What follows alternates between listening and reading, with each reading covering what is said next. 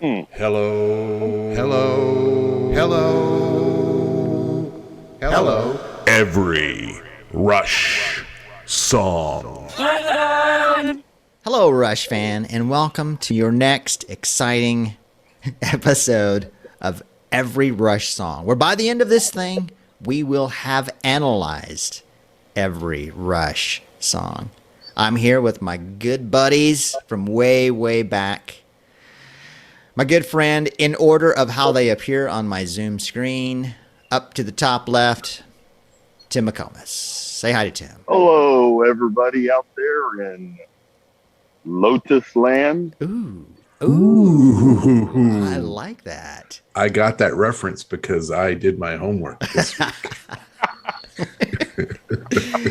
And that other sweet, sweet voice you hear is my good friend Jay. Hello, good people. Oh, yeah, bringing it down a level. Leave So it what to me we to bring wanted it to, down. so we decided to start this show kind of for everyone, and we're gonna start with mostly more popular songs. So we just kind of figured out our faves, and then after we get through these 10 or 12 more popular songs, then we're gonna start taking it album by album. And of course, I'm saying more popular songs, and this one that we're starting today it may not be one of Rush's more popular songs, but it is the song that my good friend Jay elected that we should start with, and Tim and I were very excited about. Jay, which song are we going to start off with today? Well, gentlemen, I have chosen Wait, who came in? the song to start off today. We're going to do a Farewell to Kings from A Farewell to Kings, Boring. released in September 1977. Yeah. Wow, Jay, it's your choice. So what was it about this song what drew you in to A Farewell to Kings? Well, it's always the music first with me with Rush, and that's why I have to actually go back and study the lyrics because it's more about the music for me than anything. Which, as with all Rush songs, this one has music in it.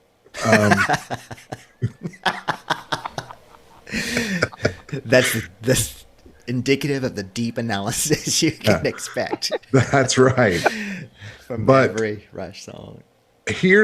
I'm just gonna say what I got out of this song, what it said to me, and it may have said something different to you guys, but here's what it said to me as far as the lyrics are concerned. My question was, where's the moral compass and the powers that be? We pretty much follow the pretty people that tell us what we should do, how we should think and act and feel, like Shane. And it makes me think not just of politics and politicians, but also of social media, the quote unquote influencers, and pretty much just the state of the world in general, in which being mean and cruel has just kind of become the norm. And so as a society, our opinions and actions are influenced basically by a 3-inch headline, rather than us reading the whole article or thinking for ourselves, and trying to putting things into context or anything like that, or God forbid, researching for ourselves and developing our own opinions. What does that mean?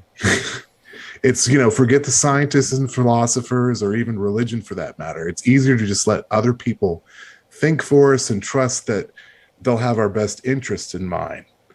And then the line from or the verse from the song, dressed in kingly guise, beating down the multitude and scoffing at the wise. Woe, can't we raise our eyes and make a start? Can't we find the minds to lead us closer to the heart? Interesting. Because, the It's next kinda like a song. tease. Yes. But so basically, I think it opens up with something about when you look back at this time period or whatever. But basically, our descendants are going to look back in this time in history. And are they going to look at it as an example of what went wrong with the world? I mean, This song was written in 1977, and it holds true today, 43 years later. And if you ask me, and you didn't, I it did. all went to hell when Elvis died in 1977. Ooh, it's as if you knew. Interesting. That's yeah. Because one of the things I was thinking is how it seemed like it could have been written today just as easily as in '76. Mm-hmm. Wow, Or Jay. it, That was, it could have been written in 1577. Exactly. Or Yeah. it could have been written in 77. The more things change, the more they stay the same. Absolutely. Thank you very much. Yeah. You know, So do you think it? Yeah, Go because ahead, one of the Jay. things I was wondering was what was going on in Canada at the time, and I would like to circle back to some of these songs and get kind of some historical context of what was going on socially at the time or politically at the time in the news when they wrote the songs, just because it seemed so timeless now. But for this, there for this wasn't much first going time on through- in Canada. It's all about hockey. yeah, who won the cup that year? World Cup that year. Just wondering. What about you, Tim? What's some thoughts, general observations on a Farewell to Kings? Well, I mean, to sum up what Jay said, which I completely agree with, King's bad, poor good. Poor good? Yeah, poor good. I want to say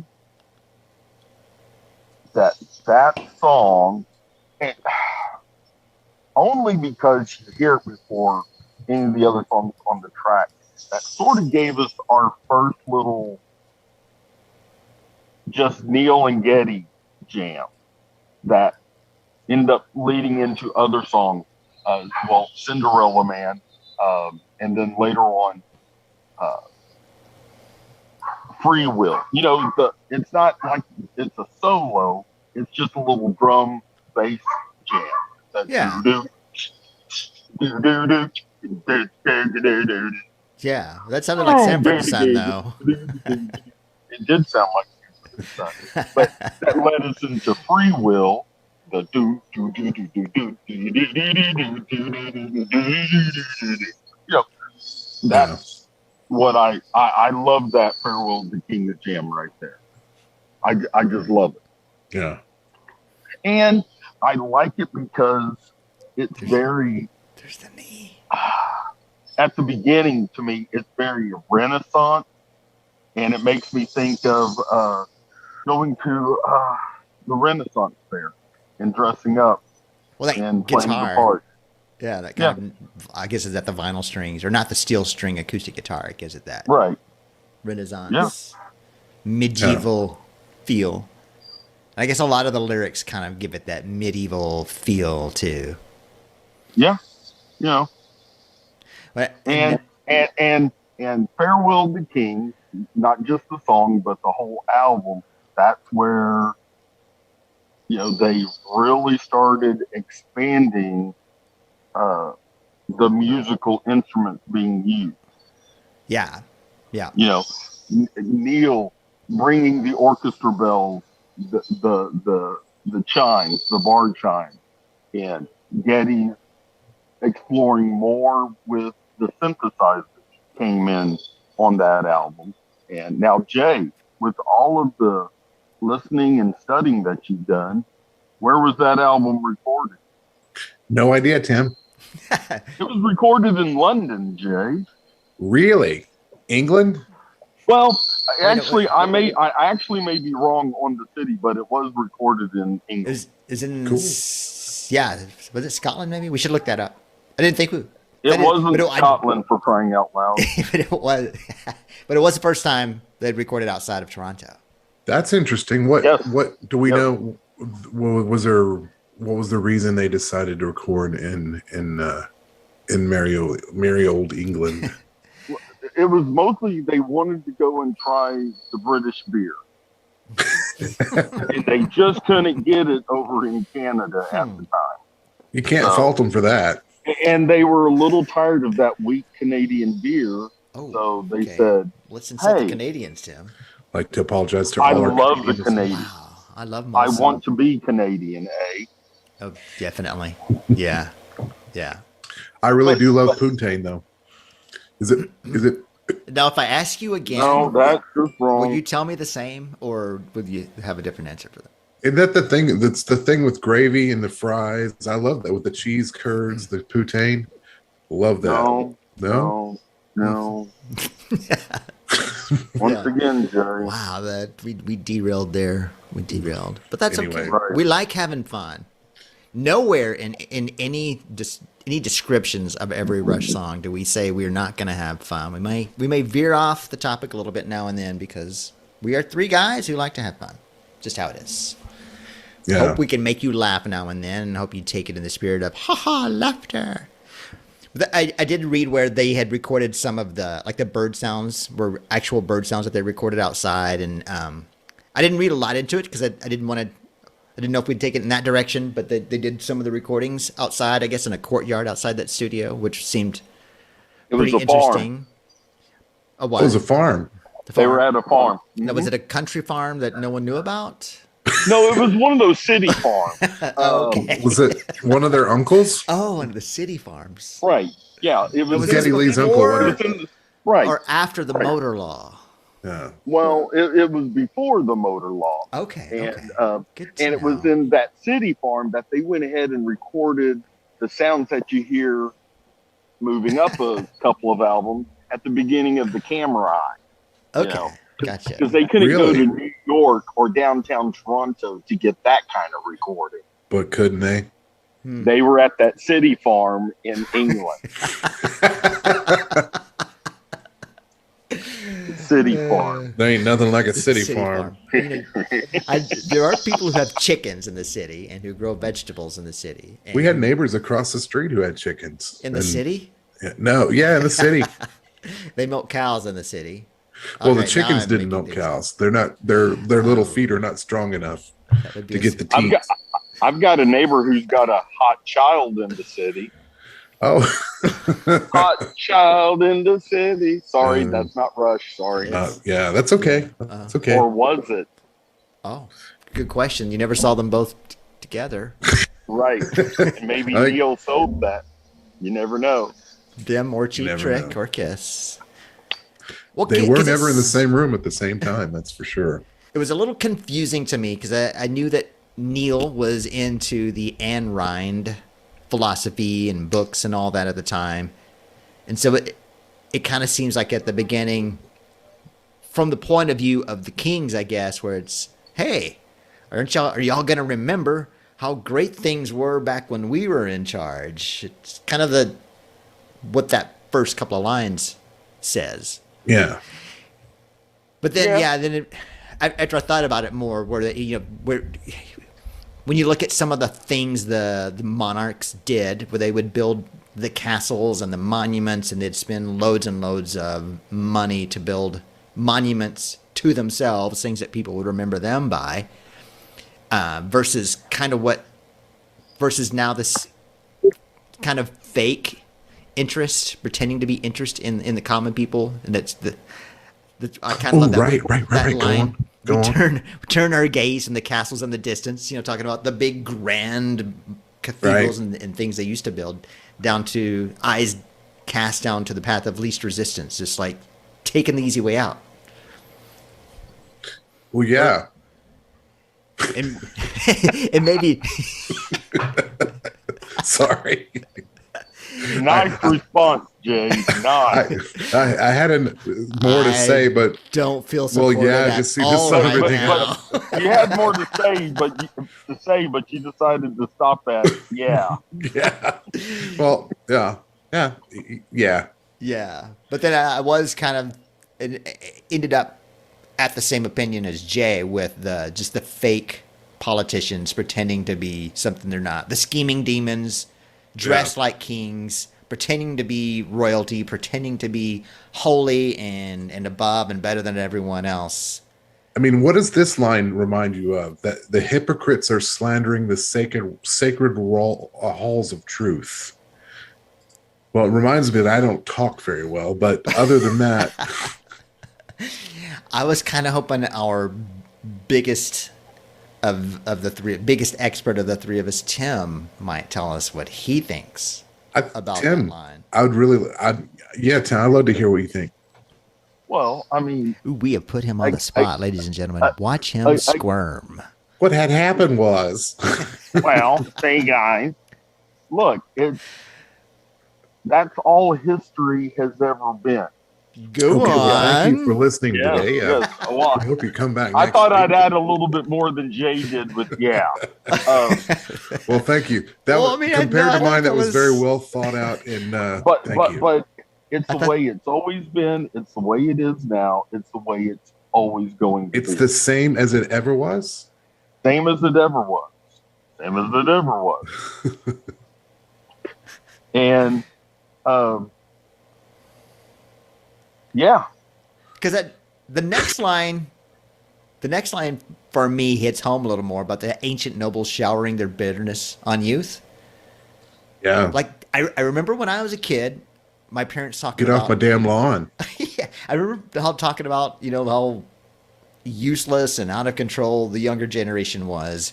Now, hardly go a week without someone talking about Gen Zs or millennials and how they don't like to work and they're spoiled and all of that.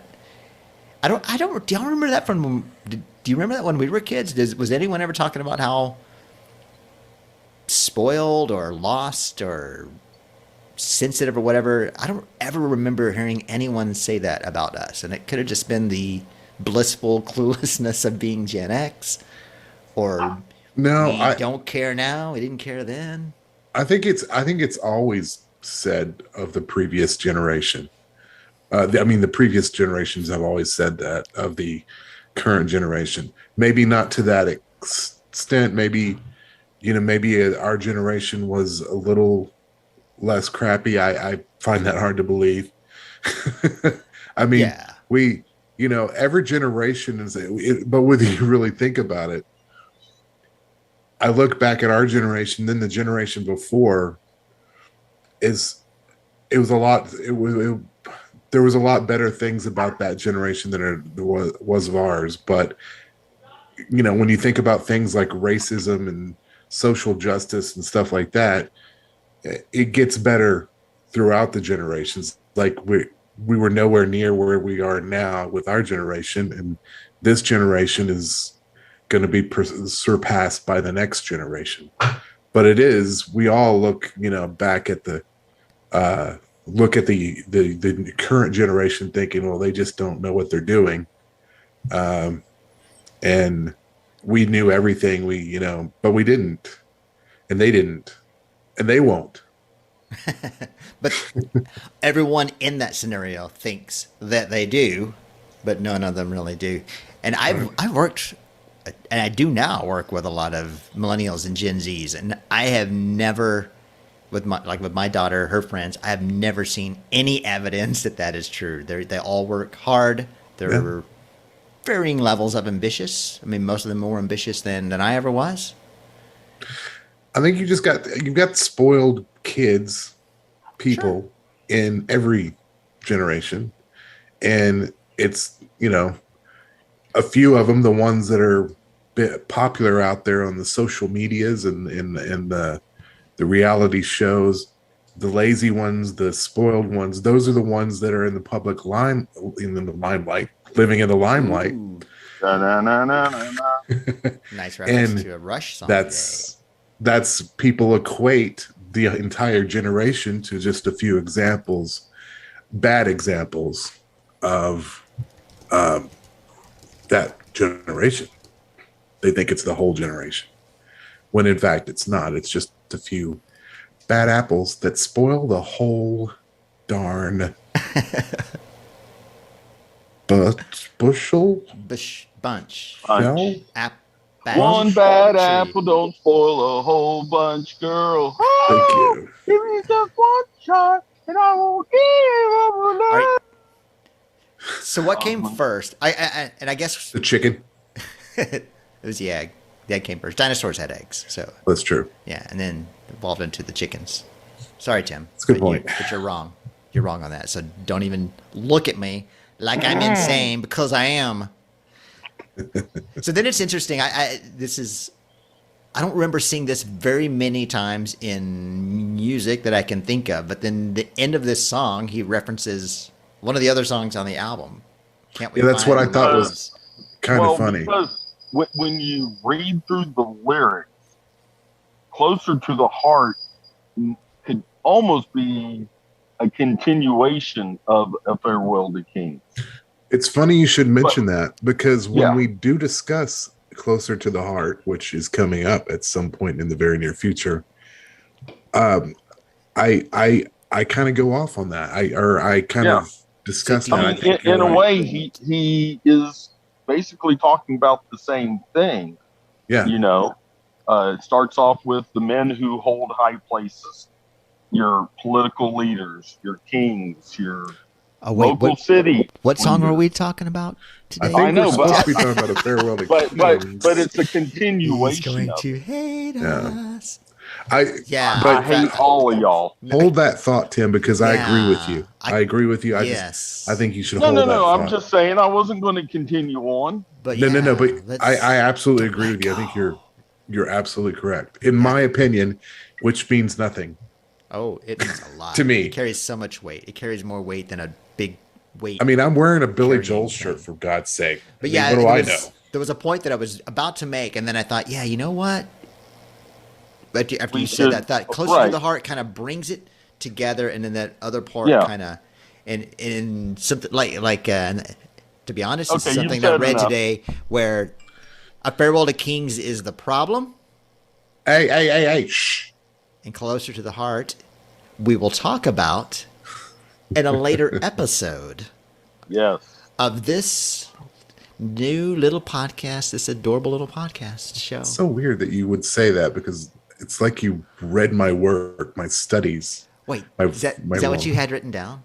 something to that effect. Yeah. All right, so we should probably say this. Jay and I have another podcast Mm-hmm. called Beer Thursday, and we've recorded. I mean, if you just count that show, there's going to be over 150 episodes by the time this every Rush Song episode airs.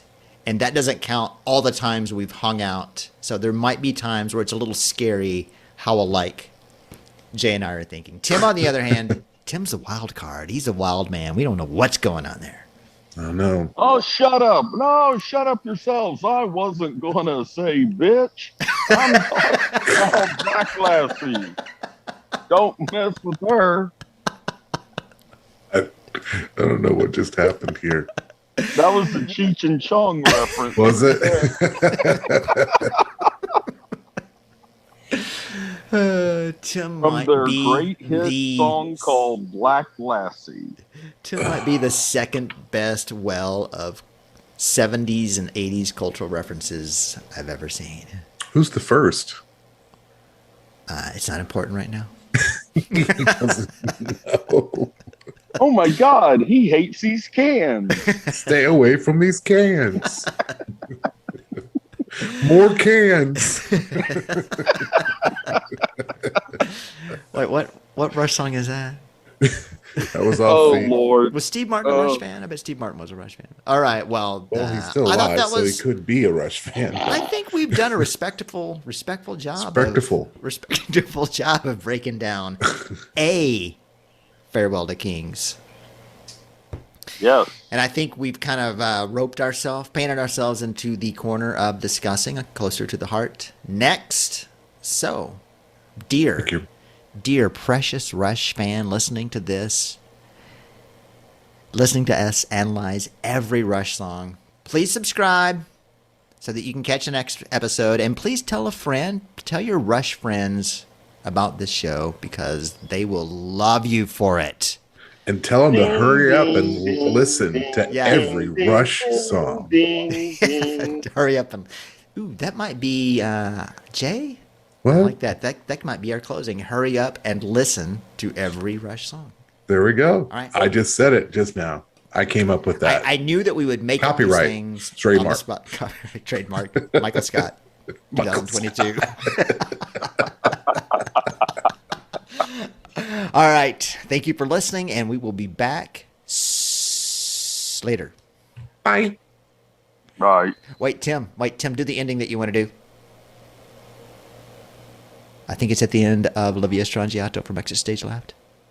Oh yeah. All right. We've had a good time so far on this one. We'd like to thank y'all very kindly. Goodbye. Every Rush song.